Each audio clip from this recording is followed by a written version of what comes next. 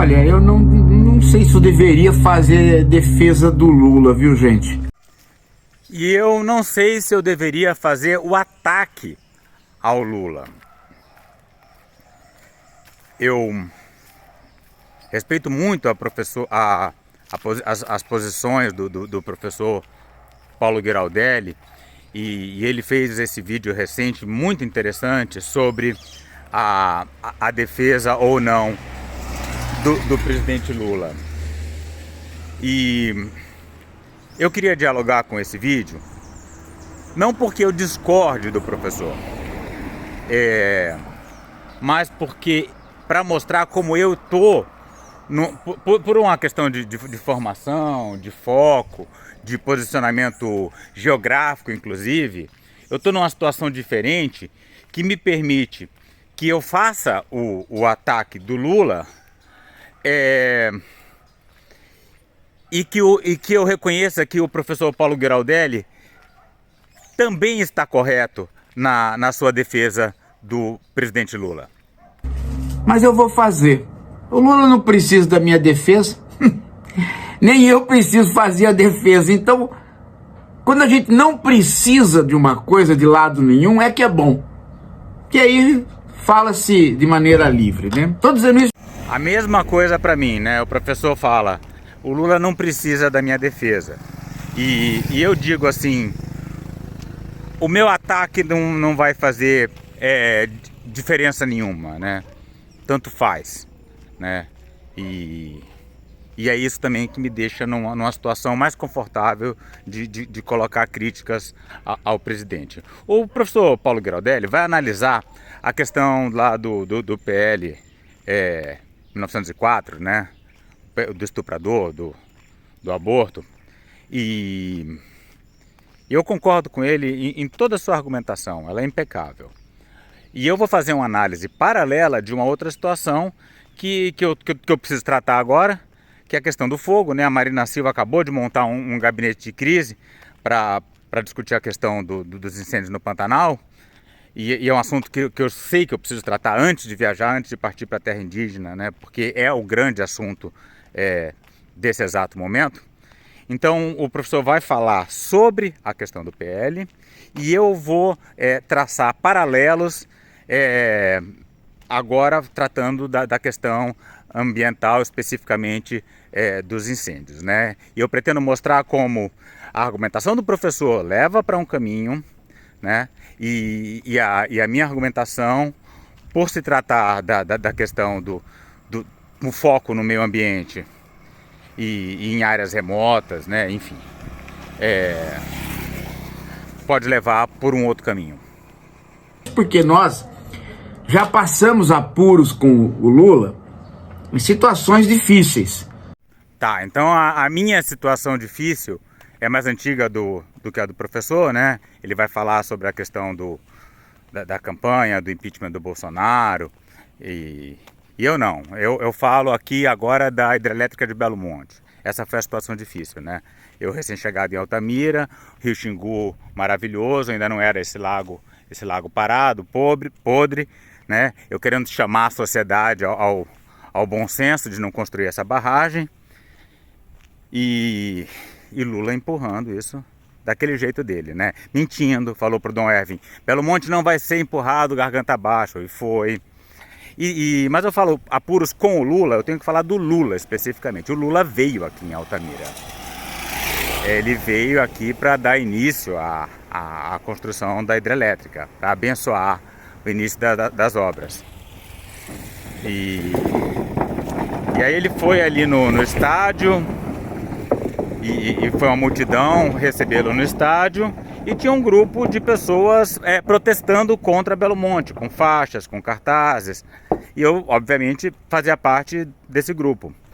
E então a gente foi para o estádio para protestar contra Belo Monte, e antes de chegar no estádio, a Força Nacional nos parou, não deixou a gente passar, e ficamos presos ali, não pudemos nem colocar o nosso protesto, né? Então foi a Força Nacional, né? E teve um certo, não vou dizer que que houve um conflito físico, né? Mas eles obstruíram a gente e impediram a passagem, teve empurra-empurra, né? Então foi um momento de conflito direto com o governo Lula e com a própria figura do Lula, que é quem estava ali recepcionando as pessoas no estádio local. Nós aqui do canal, todos nós, né? Os 470 mil pessoas, nós fomos para a Avenida Paulista com carro, com escola de samba, no meio de uma pandemia. Inclusive, no meu caso, né? Grupo de risco número 1. Por que nós fomos? Porque era necessário barrar o Bolsonaro, porque ele ia matar 700 mil pessoas e ele matou. O Lula não foi. O Lula ficou escondido porque para ele interessava a via eleitoral, derrotar o Bolsonaro na eleição. Na época a gente desceu o cacete nele. Depois, a hora que chegou a via eleitoral, nós fomos para ela. Exatamente. Na época a gente desceu o cacete nele e depois, na via eleitoral, para derrotar Bolsonaro, eu entrei com tudo na campanha. Agora lá atrás, campanha para Dilma, eu não fiz não. Aí eu não tinha a menor condição. Então hoje, o que eu vou dizer aqui é mais ou menos próximo do que a gente tem aprendido. O Lula, ele não pode ser igual a qualquer um de nós. Porque se ele fosse igual a qualquer um de nós, talvez ele não fosse o presidente. Olha, isso que o professor Paulo está falando é muito importante, né? Então, a gente só tem o Lula presidente da República porque o Lula é desse jeito. Gostando ou não. E se o Lula fosse que nem eu, ele estaria aqui, ó, no meio desse mato, né? Desse fim de mundo, arrancando mato com a mão. Eu vou contar pra vocês, tem gente que me vê falando nas redes sociais, discursando, eles falam: Rodolfo, você tinha que entrar pra política, mas nunca. Mas nunca, eu seria totalmente incapaz, que nem o professor Paulo já falou, por que ele é incapaz de entrar na política, né? Porque se ele entrar, ele vai começar a falar verdades, ele é acostumado, ele é treinado para falar verdades, pronto, acabou. Não vai. É que nem eu, olha, vamos falar de política na universidade, né? Eu não tenho condição nem de ser diretor da minha faculdade. E olha que ninguém quer ser diretor da minha faculdade, tá sem diretor porque ninguém quis, né? Sem diretor eleito, quero dizer. Mas tenho certeza que se eu falasse, não, pessoal, olha, eu coloco o meu nome à disposição, já aparecia alguém só para não ficar eu. E eu não teria a menor chance. Então é isso. Eu não posso querer que o Lula seja igual a mim. Mas isso também não significa que eu não possa apontar contradições, falhas de caráter, inclusive, no Lula.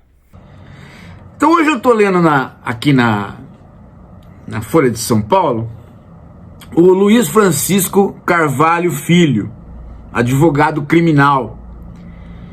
Ele está dizendo: hesitação de Lula é bofetada na causa feminista. Então, para seguir o vídeo paralelo, né, a simetria entre o meu argumento e o do professor Paulo, ele coloca um texto que ele leu na Folha de São Paulo, né, sobre já a questão do aborto, e eu coloco o vídeo que eu acabei de ver da Marina Silva sobre a formação do gabinete de crise dos incêndios no Pantanal. Vamos escutar o meu vídeo, depois a gente alterna, volta para a argumentação do professor Paulo sobre o PL 1904. Na Amazônia, a estiagem leva para esforços em relação à logística e abastecimento. Aí ele vai desenrolando todo um argumento para dizer que o Lula hesitou, que deveria ter saído dando combate à PL do Sóstenes logo no início. Olha, a fala da Marina Silva, eu não vou mostrar agora, porque eu quero que primeiro o professor coloque os seus argumentos, né?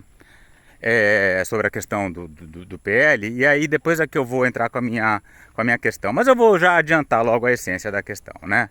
Marina fala um monte de baboseira. uma situação de incêndio fora do normal, eu vou ficar pegando cada bobagem que ela fala e jogando ali. Não existe fora do normal numa questão de mudanças climáticas. Devia ter se preparado, devia estar desde o ano passado se preparando e não agora reunindo o gabinete de crise quando o fogo começa. É um horror. Aí o que acontece? As pessoas falam, Rodolfo, não adianta ficar atacando a Marina, é o Lula.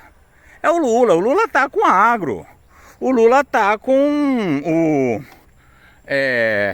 preocupado com orçamento, com arroxo, então ele não pode dar o dinheiro suficiente para o pessoal do IBAMA. A questão é o Lula, você tem que atacar o Lula. E eu acho que faz sentido sim, não que criticar os detalhes da fala da Marina não seja importante. Se tivesse uma fala do Lula, eu analisava com muito prazer, mas ele é esperto. Ele bota a Marina para falar. E para seguir com o meu paralelo com o professor Paulo, né? Eu acho que o Lula devia ter entrado de vez na questão ambiental desde o início, né? Com tudo, né? Início do governo, né? Isso para tratar só desse governo. Olha só, puta que pariu, cachorrada brigando. Ai, para! Chato, viu? Criador de confusão.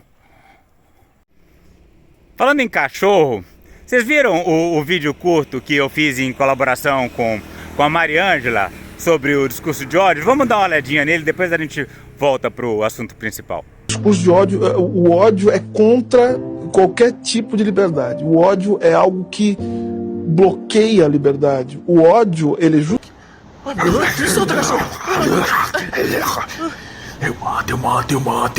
mato.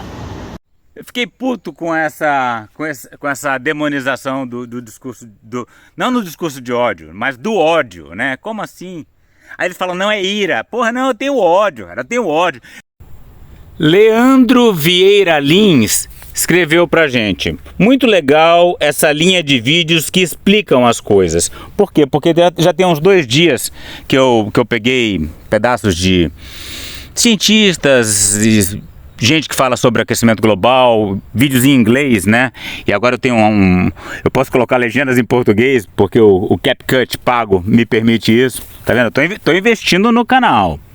E então agora eu tô organizando aqui. De manhã é mais o ódio. E no fim da tarde, né? O dia já acabando, eu dou mais uma explicação principalmente sobre a questão climática, mas pode ser sobre outros assuntos também. Eu tenho ódio de militar que não está entrando na terra indígena Yanomami para tirar aqueles garimpeiros. E eu tenho ódio de ministro que fica passando pano para essa coisa dos garimpeiros. Ele disse que não pode ter ódio. 3 coisas que ele falou, né?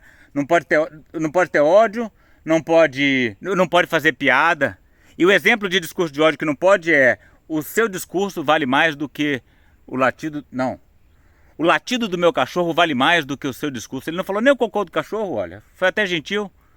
E outra coisa que não pode é chamar de defensor de bandido, né? Então, quando o Silvio Almeida fala o trabalhador, o garimpeiro também é uma vítima, eu acho que ele é defensor de bandido, né? Então é esse tipo de conversa que o pessoal fala, Rodolfo, não adianta você ficar atacando o Silvio Almeida, não adianta criticar a Marina, é o Lula que manda.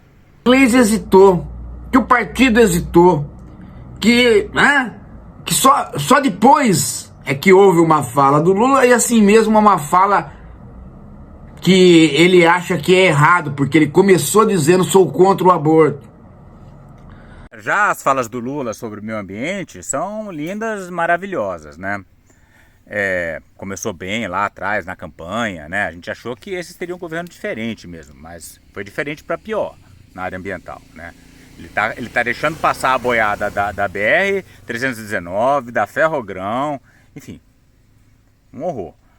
E agora tem essa onda, porque nada é ele, tudo é o Congresso. Então ele já está tranquilão, ele nem está recebendo mais críticas. Eu acho que não, eu acho que há espaço para crítica sim ao Lula. E ele diz aqui, mas quem seria a favor? Ninguém é a favor de cortar um membro, só quando é necessário. Bom, estranho, né? Sabia que Eu não sabia que ser a favor da causa feminista é interpretar a criança como membro. Não é, né? Não é. Não é. Todos os nossos membros têm exatamente o nosso DNA, né? Eles são exatamente nós mesmos, né? O filho não. O filho ele vai ter metade do seu DNA e metade do DNA de quem, né? Daquela pessoa que te abusou, que te maltratou, que foi covarde contigo. Mas, enfim, cada um usa o linguajar que quer e que erra, né? E que pensa que acerta. Agora, uma coisa que esse rapaz acho que não entendeu é que ele pode falar tudo isso que ele falou. Descer o pau no Lula. Dizer que o Lula, no fundo, pisou na causa feminista. Agora, ele deveria também dizer, né, esse deveria no sentido de que é uma sugestão. Quem sou eu para mandar ele escrever alguma coisa? É uma sugestão de não tomar o Lula como um de nós. Porque se a gente tomar o Lula como um de nós, nós começamos a não entender o que faz um político, o que faz um presidente da República. Senão, né? Eu posso falar muita coisa aqui, ele pode falar muita coisa no jornal. Agora, o presidente, quando vai falar, vai fazer, ele precisa, não tem como, criar prioridades. Justamente, entendo perfeitamente. E quais são as prioridades do Lula, né? Aprovar reforma tributária, não sofrer impeachment. Nunca é o meio ambiente em detrimento da expansão de uma fazenda, da construção de uma obra, que certamente toda obra gera empregos, né, em algum momento, a liberação de um agrotóxico. Então o meio ambiente nunca é a prioridade número 1 dele, né? E é isso aqui que vai me maltratando, né? Porque o professor, ele está atento à questão da saúde, da economia, da educação. E eu estou vendo aqui, né? Estou sentindo a fumaça. Então, é isso que eu chamo de perspectiva diferente, porque estamos em lugares diferentes, né? E temos também uma trajetória diferente. Então, por isso que eu entendo o posicionamento dele, mas o que eu quero defender não diante do professor Paulo, né? Porque o professor Paulo entende essas coisas, né? É de algumas pessoas que dizem que a minha argumentação não é defensável, né? Então eu estava outro dia conversando com um amigo e ele falou, olha, a sua ideia de atacar o Lula, de atacar o governo atual, não é defensável. Aí isso me magoa. É estranho, né? Porque a gente pede pro Lula fazer coisas que nós podemos fazer.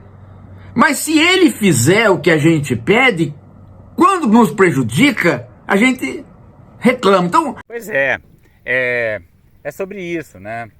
Então, por exemplo, esses que dizem que eu não devo criticar o Lula são os mesmos que diziam que eu não podia atacar Belo Monte e a Dilma, porque ia enfraquecê-la.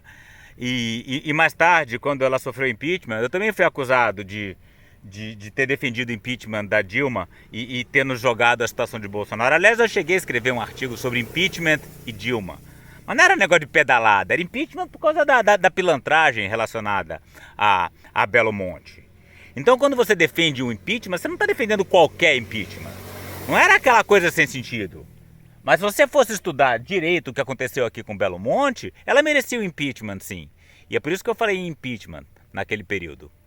E fui acusado de ser um dos responsáveis por contribuir para a chegada de Bolsonaro, né? Mas como eu falei no começo do vídeo, eu aqui sozinho escrevendo um artigo no Correio da Cidadania, que foi lido sei lá por quantas pessoas, tanto faz, não tem efeito zero sobre o impeachment de Dilma, né? E por isso que eu fico à vontade agora para fazer a crítica que eu quiser, porque na verdade eu não estou fazendo estratégia política. Eu me sinto conversando com amigos, talvez com alunos. É um xadrez político, você mexe uma peça, outras ficam em perigo. Pois é, essa metáfora do xadrez ela é importante, né? É um xadrez político, mas é um xadrez político do Lula, né? O Lula é o rei, né? Agora tem gente que me cobra que eu me comporte como uma fiel peça do xadrez do Lula. Aí eu não vejo assim, porque quando eu penso no meu xadrez, né, eu estou pensando no colapso ambiental, na sobrevivência da floresta amazônica, o Lula ele é muito mais uma peça do time que tem tudo, né, do que do outro time que só tem peões, que somos nós, né? Então você tem que calcular toda hora se você pode mexer ou não pode mexer a peça. E muitas das pessoas que vão reclamar porque mexeu ou não mexeu a peça, deveriam perceber se aquilo atinge ou não atinge elas. Quando o Lula esperou para falar contra a PL do Sóstenes, ele fez 2 cálculos, gente, que eu tenho certeza que ele fez. Porque, né, eu tô já há alguns anos na vida pública, na vida política e como filósofo, como professor, e o Lula também tá. Então a gente acompanha o Lula, tenta entender. Ele fez 2 cálculos. O primeiro cálculo que ele fez, e eu sei que ele fez, ao contrário do que o Francisco está falando, o primeiro cálculo que ele fez foi o seguinte cálculo: não preciso bater agora. Por quê? Porque essa PL, ela é tão maluca que vai haver uma reação social e aí eu entro. Aqui num esforço de fazer um raciocínio paralelo ao do professor, né? Será que o Lula está pensando, não preciso bater agora, porque vai haver uma reação social e aí eu entro? Quando é que vai haver a reação social? Vamos lá, quem me responde ganha um doce. Agora nas queimadas, no final do ano? Não. Sim, um pouco, mas não muito. Na COP vai haver uma reação mundial. Aí eu entro. Pode ser que seja esse o pensamento dele, do que ficar se desgastando agora com o pessoal do agro, né? Vai saber. Esse foi o primeiro raciocínio que o Lula fez. Segundo, quando eu entrar, eu entro para bater junto com as forças de esquerda. De modo que a minha batida soa como uma batida coletiva e não como uma implicância contra a bancada evangélica. A ideia da argumentação paralela do vídeo está indo bem. Tudo isso que o professor Paulo falou vale perfeitamente para o meio ambiente, tá? Só que ele fala da bancada evangélica e eu falo agora da bancada do agro. Mas é importante ressaltar que é uma só, tá? É uma só galera que é evangélica, que é do agro, que é do estupro, que é do agrotóxico. É uma coisa só, a da bala, do boi, da Bíblia. Esse foi o cálculo que o Lula fez. Quem de nós pode recriminar o Lula de fazer este cálculo, estando ele na presidência e precisando ele, a cada 2 minutos, negociar com um Congresso conservador, que é culpa nossa? Tá, agora eu preciso enfatizar que raciocínio paralelo tem limite, né? O professor está falando de uma coisa, eu estou falando de outra coisa, né? Só que didaticamente eu acho interessante destacar as diferenças, né? Então ele fala agora, quem que pode reclamar do Lula que tomou aquela decisão naquele momento, né? Sobre a questão do estupro e do aborto, etc. Já no meu caso é diferente. Por quê? O que acontece? Vamos supor, você tem, por exemplo, a mortalidade infantil agora, ela é um nível, tá?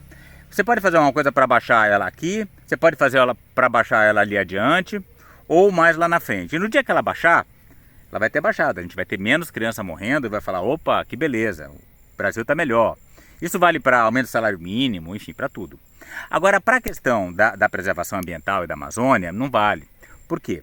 Porque você baixar o desmatamento lá na frente, daqui a 2 anos, significa que você teve mais área desmatada agora. Não é que nem o desemprego. No dia que você baixar o desemprego, beleza. Tá? O sofrimento que ficou para trás é coisa do passado. E o que interessa é que vai ter pouca gente sem emprego. Agora, a devastação não. Ela sempre vai para frente. Né? E tem aquela questão do limite. O pessoal fala, floresta amazônica, desde que eu sou pequeno eu ouço falar de desmatamento da floresta amazônica e ainda tem muita Amazônia. Então não me enche o saco, não é verdade. Ela vai se aproximando daquele limite. Aquele limite que a partir do qual pode vir a melhor pessoa do mundo, mais preocupada com a Amazônia, não vai segurar, né? Talvez a gente deva falar disso no vídeo da tarde, né? Sobre o que significa o limite da floresta amazônica. Minha, do Francisco e tal, que não fizemos campanha para deputados, para fazer a bancada. Tá, aí aqui tem outra coisa importante, né? Então o professor Paulo, ele tá em São Paulo, e o cardápio de deputados e senadores, candidatos, né? É muito diversificado e existem pessoas realmente boas, né? Ele fala do Janase, né? Enfim, eu aqui em Altamira não tenho. Eu fiz um vídeo agora há pouco falando como eu votei no Beto Faro para senador do PT e como ele é uma desgraça, ele está fazendo passar a BR-319 da forma mais tosca. Não há candidatos. O PSOL aqui, não é do meio ambiente, ninguém é do meio ambiente, tá? A única pessoa do meio ambiente de verdade é a dona Antônia Mello, tá? Que está em Belém se recuperando de uma cirurgia. É uma senhora. Ela não cede, né? Ela não é um partido político, né? E nem quer ser e nem tem condições de ser. Então, é fácil para quem está em São Paulo falar, faça a campanha por alguém decente. Mas aqui, eu juro que eu fiz tudo que eu podia. Eu não faço essa autocrítica. A verdade é essa. Quantos, né? O Francisco foi panfletar na rua para algum deputado de esquerda? Duvido. Nós aqui fizemos pouco. Mas fizemos pouco. Já aqueles de esquerda aqui da minha região, em Altamira, defenderiam um novo Belo Monte se pudessem. Corrijo, defenderão novas barragens quando isso acontecer, porque vai acontecer. E aí elegemos um presidente e queremos que o presidente resolva problemas que nós não ajudamos a resolver, porque nós não elegemos uma bancada de esquerda. Como é que se resolveria essa questão que eu coloquei agora, né? Através de uma reforma política que permitisse que a gente votasse em deputados federais no nível federal. Eu não precisasse votar em candidatos federais que são candidatos pelo Pará, né? Se eu pudesse votar em qualquer candidato federal do Brasil inteiro, com certeza eu encontraria a pessoa do meu coração, que eu ajudaria a eleger e colocar lá na Câmara, no Senado.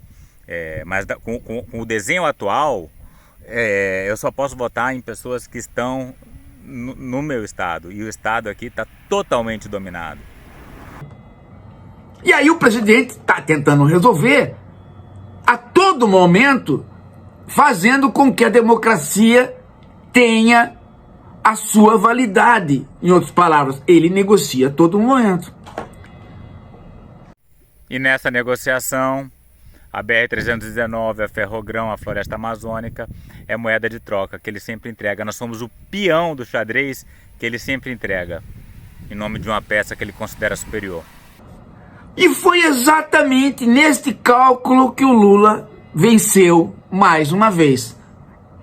A PL realmente tinha um elemento dentro da PL que a inviabiliza, que era a pena, né, para a criança.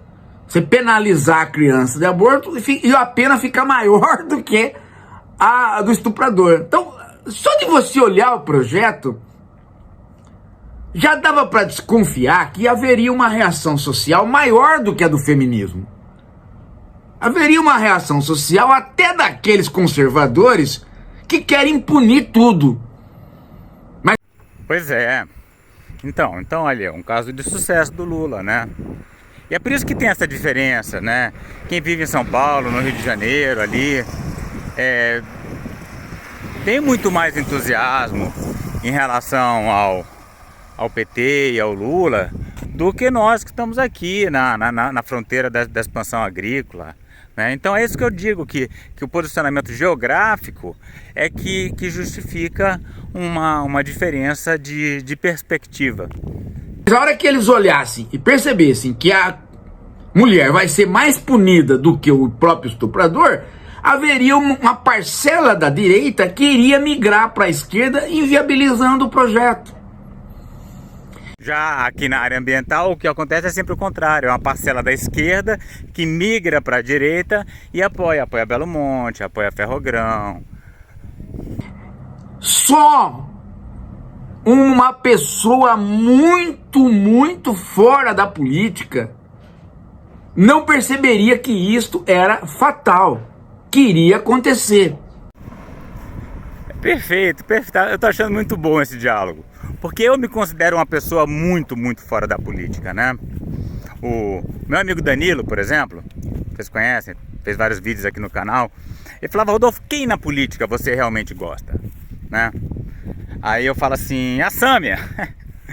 E não, a Sâmia tá, tudo bem, quem mais? Eu falava: eu gostava do Plínio de Arruda Sampaio. Pô,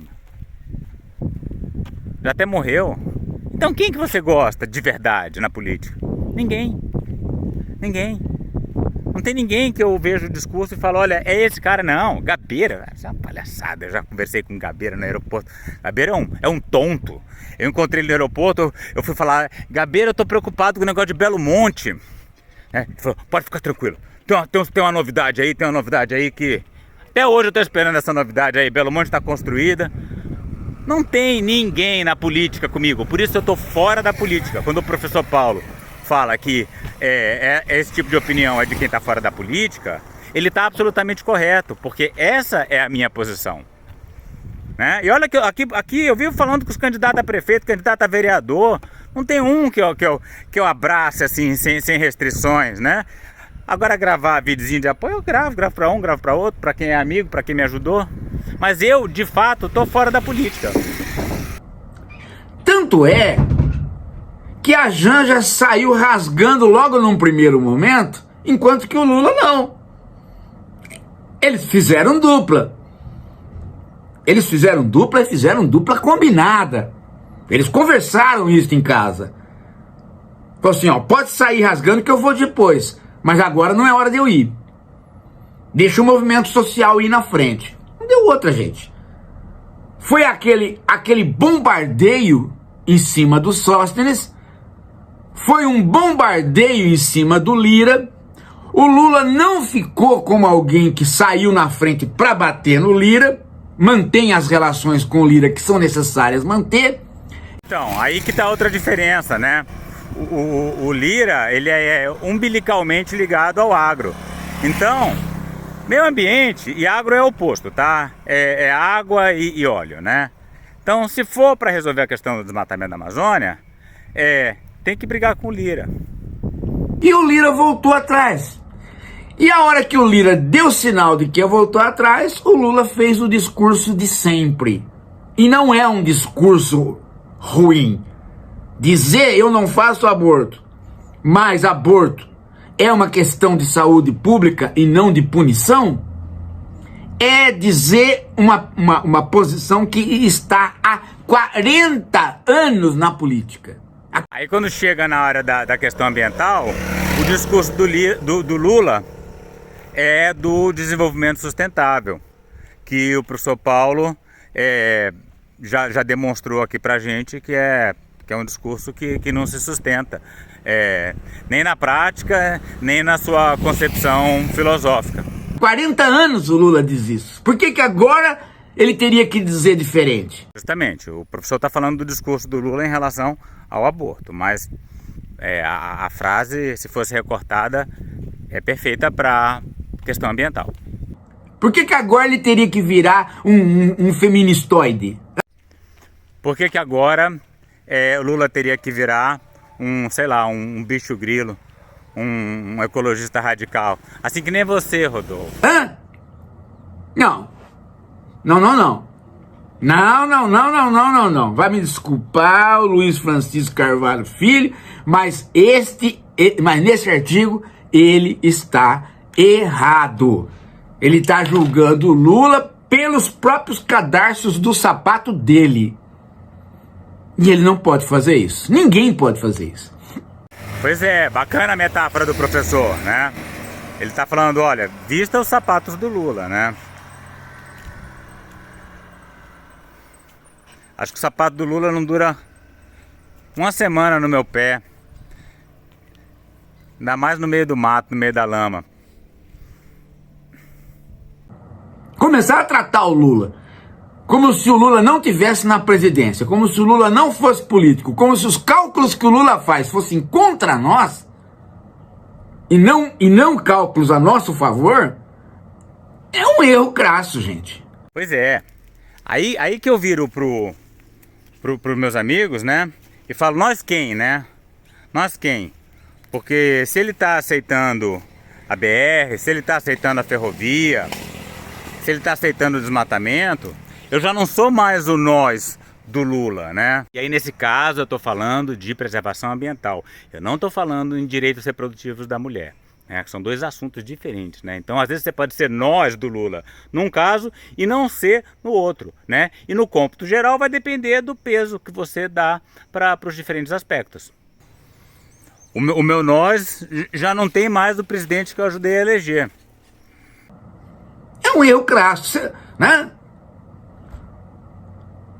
Você pode fazer denúncias em relação a ministros. E é isso que eu vou fazer em relação a Marina Silva, né? Aquele vídeo lá que vocês viram um pedacinho no começo, não vai dar tempo de analisar ele ainda aqui nesse momento, né? Que o vídeo já está longo. Mas eu vou pegar e vou detonar a Marina. Mas esse comentário sobre a importância, a pertinência ou não de criticar o Lula, né? E que no meu caso específico eu acho que se justifica, precisava ser colocado na frente da crítica que eu vou fazer logo mais num próximo vídeo diretamente à Marina. Você pode fazer denúncias em relação à política, mas não tem como você fazer denúncias contra o Lula por ele tentar de toda qualquer maneira fazer com que um governo que tem minoria governe. Isso não é uma coisa que você possa recriminar, porque não tem alternativa. Se você tivesse, você poderia. Vamos supor que o presidente estivesse com minoria no Congresso, mas com força popular. Então você poderia fazer um artigo dizendo: o Lula deveria ter saído rasgando e chamar as forças populares. Não. Ótimo, ótimo, perfeito. O comentário do professor muito pertinente, né? Porque agora ele está me apontando um caminho, né? É denunciar a questão ambiental, é falar, é insistir, é fazer o nosso canal crescer. Por isso, inscreva-se no canal, curta o vídeo, compartilhe, para que mais pessoas fiquem revoltadas com essa situação e a gente forme esse caldo necessário para dar combate ao pessoal do agro, né? Agora, como que eu vou fazer isso? Eventualmente eu vou criticar o Lula, às vezes eu vou criticar a Marina, às vezes eu vou explicar o aquecimento global, né? Em vídeos recentes a gente explicou o que significa 1,5 grau acima do Acordo de Paris, a gente mostrou que o ritmo do aquecimento está crescendo. Tudo isso faz parte do nosso ativismo, da nossa ação política, né? E a outra disse lá, a Babi disse: Rodolfo, você tem que cobrar o Congresso. Sim, eu cobro o Congresso, né? Fiz uma série inteira sobre a CPI das ONGs, mostrando como aquele Congresso é nojento, é escroto, né? Lucas, nosso membro da comunidade aqui, disse que adorou, que o que ele mais gostou dos conteúdos que a gente fez aqui foi aquela análise da CPI das ONGs. Então, estamos trabalhando. Ele não tem força para isso. Mas ele tem força o suficiente para fazer o quê? Para alimentar o movimento social e dizer: vai que eu vou atrás. O movimento social. Deixa eu falar um pouquinho sobre o movimento social aqui em Altamira. A gente tinha um forte movimento contra Belo Monte. E Belo Monte só foi possível, foi tão fácil, porque Lula cooptou os movimentos sociais. E foi fácil para ele, né? Porque ele era da esquerda, porque ele veio do PT. E aí ele falou para os movimentos sociais, vai com Belo Monte. E foi exatamente isso que ele fez. E a sinalização da Janja foi o toque que o Francisco não percebeu. Se a Janja tivesse ficado recolhida também, então aí você poderia dizer, não teve combinação, realmente eles estão com medo do Lira. Mas não. Já faz muito tempo, já faz acho que já uns 8 meses, que a Janja não fala sem conversar com o Lula. No começo do governo ela andou falando sem conversar. Mas depois que ela tomou umas chapadas, ela percebeu que ela tinha que conversar primeiro em casa. Vocês sabem por que que... Vocês conhecem o apelido que a extrema-direita deu pro Lula? Eles chamam ele de o Janjo. O Janjo. Porque a Janja parece que tem uma certa influência sobre Lula que é importante, como o professor está mostrando. Mas e a Janja? Quem é a Janja no meio ambiente? Eu vi que a Janja fez muito esforço para tirar aquele cavalo de cima do telhado da casa. Mas o que é a Janja em relação a Belo Monte, por exemplo? Opa! Agora eu tô juntando as ideias. Vocês sabem que a Janja era do Conselho de Itaipu, né? Então não esperem muito de Janja em termos de combate a hidrelétricas. Acabei de achar uma diferença fundamental. Tá vendo como é importante? Tá vendo como é importante o diálogo, né? Eu não teria feito essa conexão se eu não estivesse acompanhando o vídeo do professor Paulo, passo a passo, e chegado nesse ponto em que ele fala da Janja. E eles estão conversando. E eles estão batendo bola para poder falar. Ela falando, ela deu aval. O movimento social entendeu. Tanto entendeu que começou uma balbúrdia. Aí o Francisco inventou de dizer que o Lula bate com desenvoltura no Campos Neto e não bate com desenvoltura na bancada evangélica. Ora bolas, gente. Ora bolas. O Campos Neto é o Campos Neto. Ele é um político, mas ele está num cargo que o isola. Ele não está num cargo que ele reúne. Ele está num cargo que o isola. E quanto mais isolado ficar, melhor pro Lula. Então o Lula está isolando ele. Está falando, não pode jantar com político. Não pode fazer isso. Tá cercando o cara. Agora, olha o nome da comparação.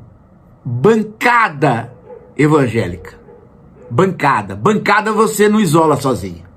Você precisa do movimento social para isolar uma bancada. Então o Lula não pode bater na bancada.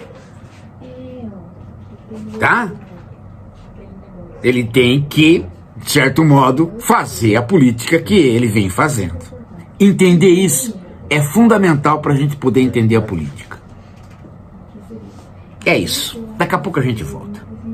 E o que eu quero que vocês entendam aqui é que é possível eu ter uma posição oposta à do professor Paulo em relação a atacar ou não o Lula, e ao mesmo tempo eu entendê-lo e não ter crítica nenhuma ao discurso dele e achar que ele está absolutamente correto, enquanto que, colocando ênfase em outro aspecto, né, do colapso climático, colapso ambiental, que é um aspecto defensavelmente fundamental, uma vez que o colapso climático leva ao colapso da civilização e à extinção da espécie humana. Eu também posso estar certo.